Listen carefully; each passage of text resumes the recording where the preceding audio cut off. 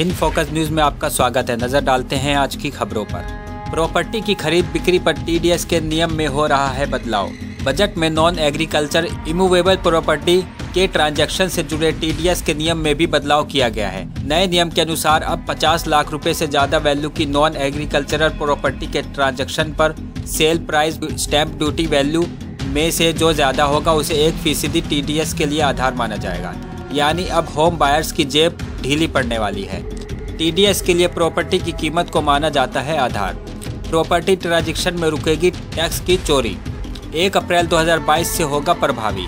यह बदलाव इस साल 1 अप्रैल यानी नए वित्त वर्ष से प्रभावी होगा। इस नियम में बदलाव के बाद अगर किसी प्रॉपर्टी के लिए ट्रांजैक्शन में स्टैंप ड्यूटी 50 लाख या इससे ज़्यादा है और ट्रांजैक्शन की वैल्यू भले ही 50 लाख से कम है तो 1% टीडीएस देना होगा।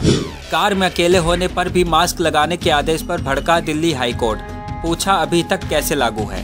दिल्ली हाईकोर्ट ने अकेले कार चलाते वक्त मास्क पहने रहना अनिवार्य करने संबंधी दिल्ली सरकार के आदेश को मंगलवार को बेतुका करार दिया और कहा कि यह फैसला अब तक मौजूद क्यों है। पीठ ने कहा कि आपने इसे वापस क्यों नहीं लिया, यह असल में बेतुका है। दिल्ली उच्च न्यायालय ने कोविड-19 महामारी के मद्देनजर कार चलाते वक्त मास्क पहने रहना अनिवार्य करने संबंधी दिल्ली सरकार के आदेश को मंगलवार को बेतुका करार दिया।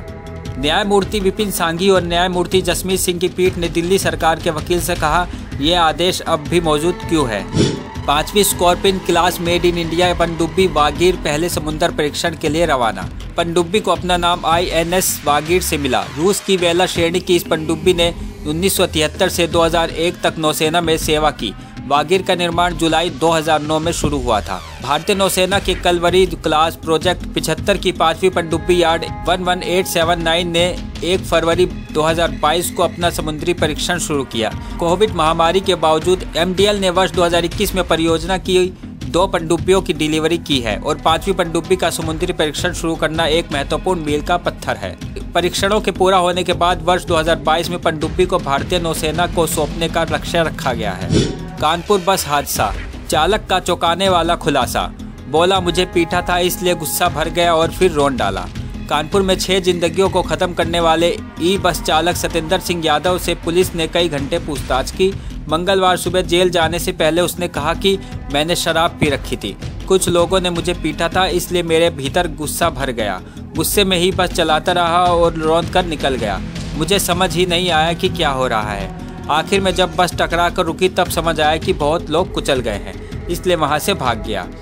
दरअसल सतेंद्र जब यात्रियों को लेकर रामा देवी से घंटाघर की तरफ रवाना हुआ था तभी वह भयंकर नशे में था। जब गलत तरीके से रफ्तार में बस चलाई तो यात्री उतर गए थे।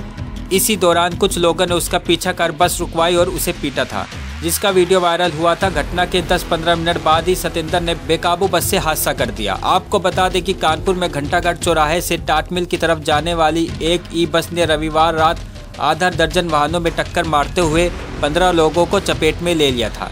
इसमें 6 लोगों की मौत हो गई थी। घायलों में कई की हालत गंभीर है।